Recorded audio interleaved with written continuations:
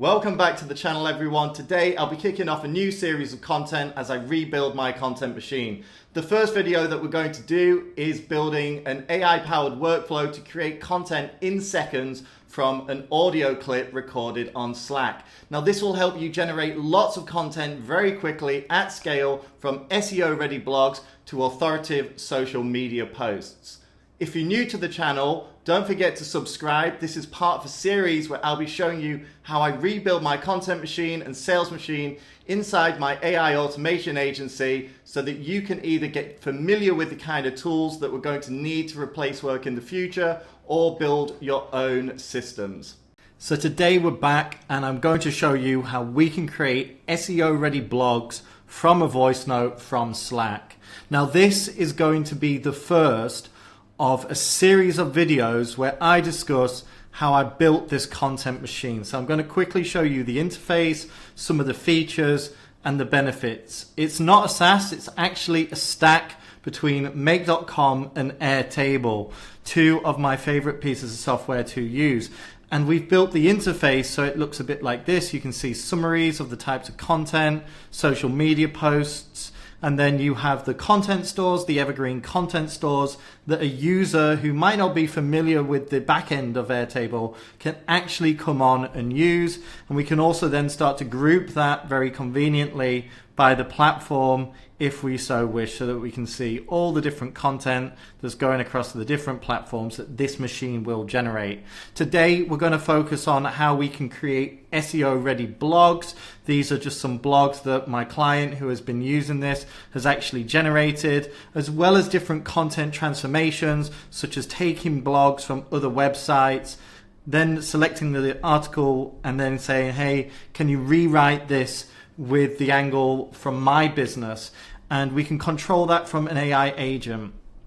Okay, what else do we have? We also have the ability to turn those blogs that are in the machine into different social media contents. Again, we can change the angle. And then we also have video clipping.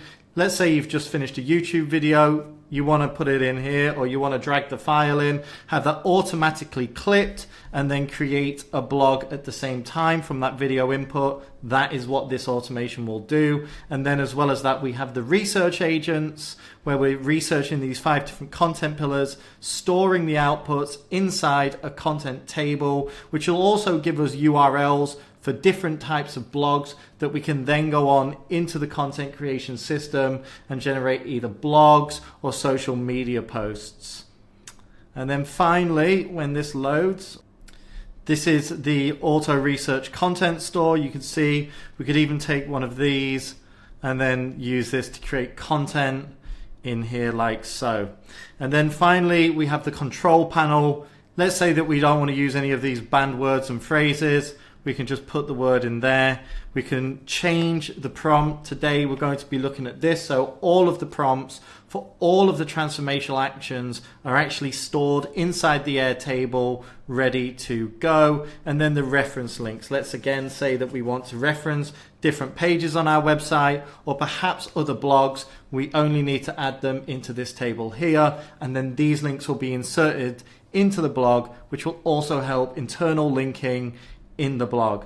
The blog capability that we're talking about today is a voice note to create social media contents, and we're going to use different agents such as Perplexity and OpenAI models such as O1 Preview to actually write the blog. So the first module is a watch events. I've created an application inside Slack. That is not something I'll be diving into. If you're really interested in how I've done that, please join the school community. I'll link it down in the description, and I'll be able to give you more advice on how to create apps so that you can create instant webhooks. If you're not going to create an instant webhook, you can always watch either channel or private messages, but it will run every 15 minutes, which will consume operations. This way it's more cheap, it's more efficient to run, and I think it's cooler as well because you can instantly create content. However, if you don't want to learn how to set up the application, the alternative is to use the Slack,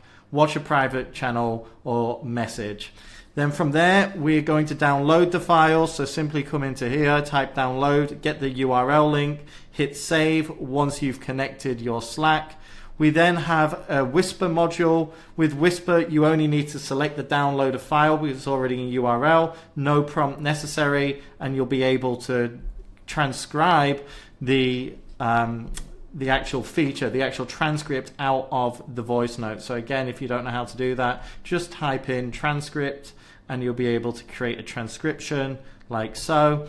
Then we want to create an Airtable record. The Airtable record for this one is actually going to go into the content database. Now again, I'm not going to go into the full architecture because we're only going to go stage by stage today. But what you do want to do is you want to create a content database as well as a blog table. So the blog table and the content database we will be filling out today. And in here you can see that we've got title, notes. It's notes. You might want to say copy, you might want to say transcript. We just call it notes because it will be used in multiple different formats. And actually later on when we make different content transformations, you'll be able to see in here why we actually need to separate the content database from the blogs and social media channels. But just to quickly let you in on that, it's because once we're transferring one type of content to another, we'll actually be using the content database to do that, not the blog and not the social media table. But today, just create the content database like so. You don't need many channels today, you just need to fill in the notes. And I've also put the URL in there so that we can download this file in the future. Okay, moving forward, we are using the Perplexity module. Again, search Perplexity. We're going to make a chat completion. And I have just simply asked inside this module here that I want to use the sonar reasoning. It's not the biggest module, but it will do. It's big enough. And we're going to then scrape 3 URLs from the internet about this text. So this text here is the transcription, and we're going to use that transcription to find research around the topic. So if we start talking about AI or model context protocol, it's going to scrape those kind of articles about what we've talked about, and then we are going to then match the elements. So you can see here, when the Perplexity module runs, it spits out some URLs.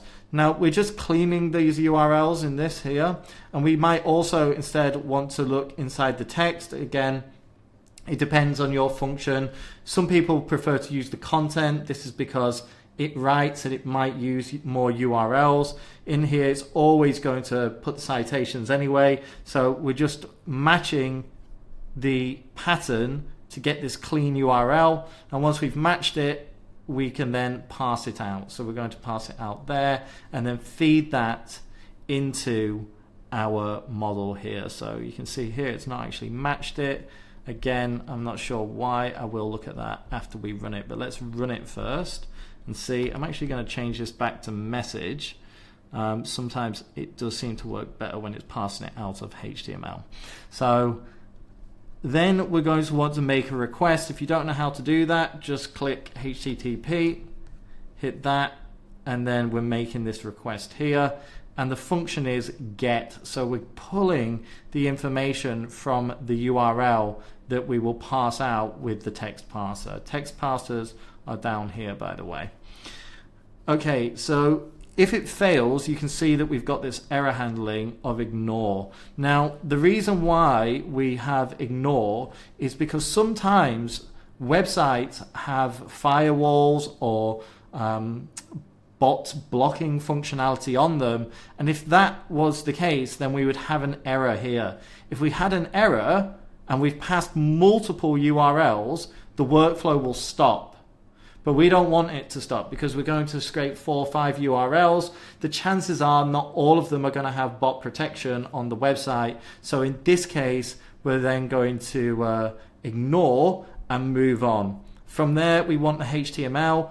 We scrape the data, so we take the data and we clean it up, and then we use this web research compilation where basically we are creating a summary of the content that we have passed, and we're going to pass it out in this JSON format of title and summary. Now the reason we want it in title and summary is because we're going to store both the title and the summary in our Airtable. So you see that research storage, which I showed you earlier in this auto-gen research. This is actually where we're going to store it. So you can see here we've got the title and we've got the summary of that content, which will be useful later because we're actually going to use that to then create the blog. So after we've done that, we're going to aggregate all of this information together. So we're going to actually aggregate all of the data that we have researched again. So we're going to create a research, take each individual website, make a summary of those individual websites, and then aggregate that information to be able to feed to the AI agent to write the article. So now we've got the record, hit search, and we'll be able to then say we want the, it doesn't matter, we'll say platform. In this case, we're actually going to pull out the blog template outline writing. Okay, so we're going to do that, just hit save, and then we're going to need that because after we're going to get that record, we're actually going to use the system prompt and the user prompt from the outline. So in another table, you can see here, we have the customized platform prompts, and we've got platform, system, and user prompt. Now we've got those platform, system, and user prompts as well as a standard prompt that might say things like JSON. Again, we use these every table that we create, every Airtable, because we copy and paste it for different clients. It means that if we want to replicate this for a client, we have all our base prompts in there, so it's very easy for us to move and modify. So you can see here the system prompt will align with the system prompt here.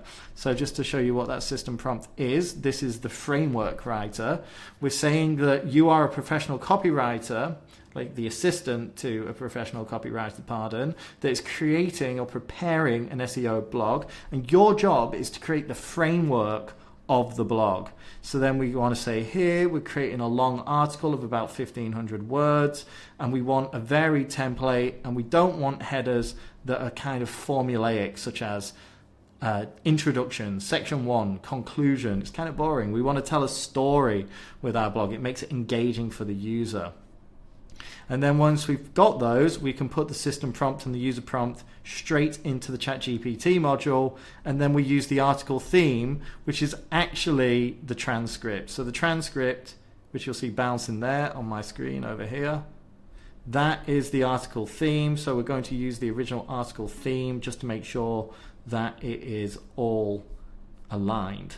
And then the research, which we've aggregated, so we'll have a huge amount of research. So I've put the tokens here to 7,000. Again, it might not be the cheapest automation. Feel free to change it. But for this one, we want something that's really in-depth, really high quality, and again, really long, high-level SEO blog. After that, we're then going to search the records. From this record, we're taking the reference links, which are coming from the reference links table in here. These are just the reference links that we want to use.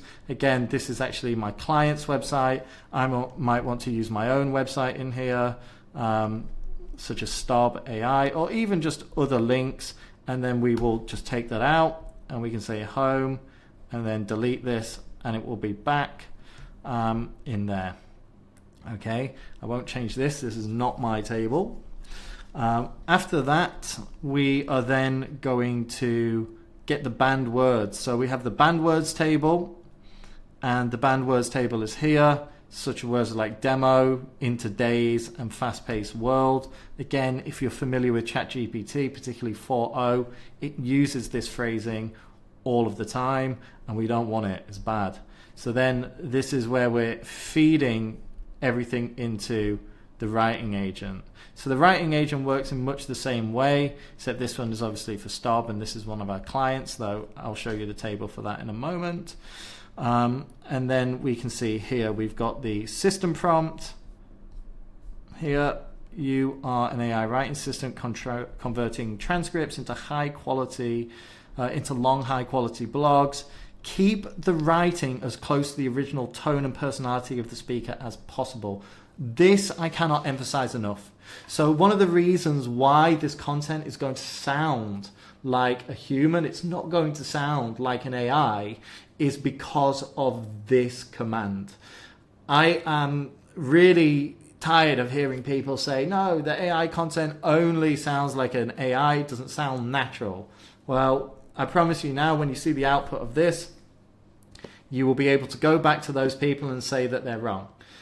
Because we're using the transcript and we want to keep it as close to the original as possible, it actually comes out sounding like the original voice of the author. Again, don't fabricate anything, do not fabricate any links, keep it non-robotic and real. And again, this is actually for the client here. My table says something slightly different, which I will have to change in a moment when I run this, because it's actually connected to mine. But for the sake of showing you how it works, I'll change it over when we get to the end. Okay, these are the internal reference links. I usually am quite good with this, and I put little speech marks and quotations around there, just so the computer, the AI, understands where it's come from. And then we've got the original transcript. Again, we're asking it to stick to that original transcript and keep it as close as possible. And then here, which is the outline. So we're feeding the outline into it, which is modify and adjust the template. You can see here, it's bouncing.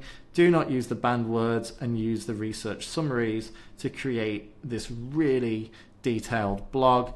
And again, output the title, HTML content, and a DALL-E prompt, which we're actually going to use to generate an image. And you can see here, huge amount of tokens to get this done. Obviously, the amount of information we're feeding into this model is massive, so that's going to eat a lot of tokens to ingest all of that information. After that, we're then going to clean it out. So this is one that I will add. Again, if you can understand Java, we have to include this. If you want these commands, again, please join the school community. I won't be typing these out one by one, but effectively we want to replace some of this like jargon, some of this bad formatting that comes out of ChatGPT very often. And we're really just making sure that the HTML that we pass is clean, because when we put this into websites, we need it to look nice with no errors first time, just in case we're either automatically publishing that or just to save time for the user. We don't want to create work. And then here we have a completion, which is the summary of the sentence. This is actually going to be the title of the blog. And then finally, we have the image generation here, where we're using that ChatGPT prompt that we've passed out from the module. You can see in here, it will look like this. So you can see all the different outputs. And there we have it. We've got the title, the DALL-E prompt, which is going in here, and the HTML content, which we're then going to add into our blog database. So again, we've got the create a record. We could double up the content here. We could add the blog, for example. Let me do that quickly. The HTML content, and we've got the title. We can just press save, create a blog record. And here's the thing that I am going to tell you now. So my website is based on Lovable. If your website is based on Lovable, we're going to then have to add it into Supabase. So in Lovable, just like Airtable, I've created blog title, blog content inside of the Supabase. I don't actually have it on this computer. This is my other computer, but if you have Lovable, you have to create a table that reads blog title, blog content. I've put the author and the image, which I'm actually going to download from Airtable. And once we've got all of these pieces of information, we can store that in Lovable. And then when we go to Lovable, we'll be able to ask the LLM, hey, please can you extract the latest data and create a blog for our website. So I'm going to pause the video for a moment now because I'm going to actually have to change, because I record this video on my iPhone and I need to be able to record into Slack to show you the output of this amazing voice note content generation machine.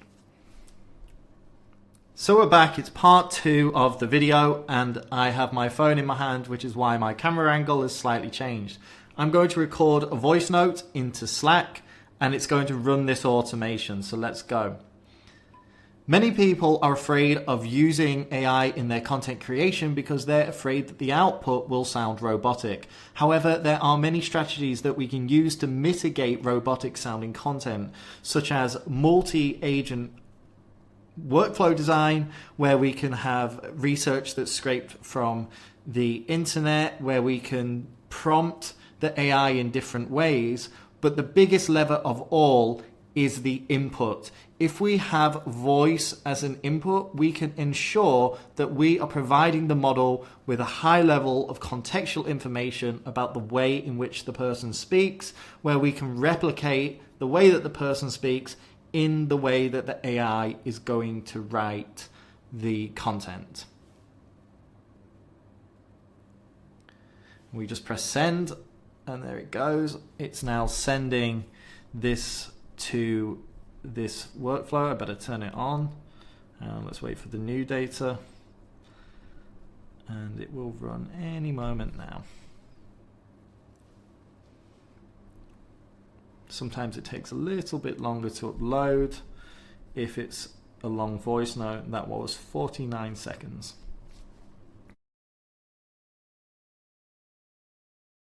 Let's press play. Let's see if we can get it. Use existing data. Okay, good. We got it.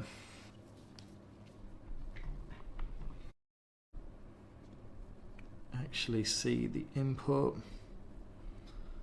And there we go. Yeah, this is our prompt. This is our prompt in this case, but actually the transcription. And there we go. We're scraping that web research using the medium model, and we'll just let it do its thing. There we go. We're scraping the web.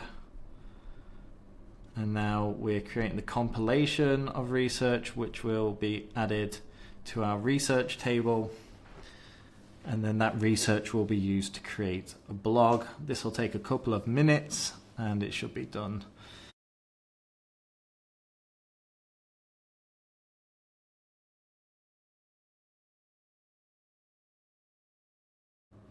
And there we go, it's run. So I'm going to quickly pause the video, and then we'll look at the content output. I'll just put my camera back. My camera's back. Let me just click into the blogs and have a look at the content output. So let's have a look here. Fearing the mechanical echo, collaborative AI co-creation. Many individuals feel uneasy about relying on AI writing tools to generate content. The skepticism often stems from past encounters with stiff, formulaic output that reads like an assembly line of words. The unease can create divide between those who lean on artificial intelligence and those who dismiss its capabilities outright. Okay, already I don't think this sounds like an AI. You might. Let me know in the comments if you do, but I personally don't think that sounds like an AI. And it goes on, when one prompt isn't enough. Landscape with a backlink. Okay, it cites some different SaaS tools, which actually are really good tools. I don't really use them, but from what I know, they're great tools. The secret source. It's pretty good. There is an M dash there. That's a little bit naughty. It's ignored my banned words, and there's one here too, and one here. Okay, but fair enough. It's not perfect, but it's not bad. It's quite long as well. That must be easily 1,500 words. Okay, so I'm going to stop the video there and then wrap this up. That's also been pushed into the Supabase. So for those who are interested, just go to Lovable. Once you've uploaded it into the Supabase, into your blogs table, then you could just prompt in Lovable, hey, extract the blog from the blogs table and publish it to my website, and it will do so.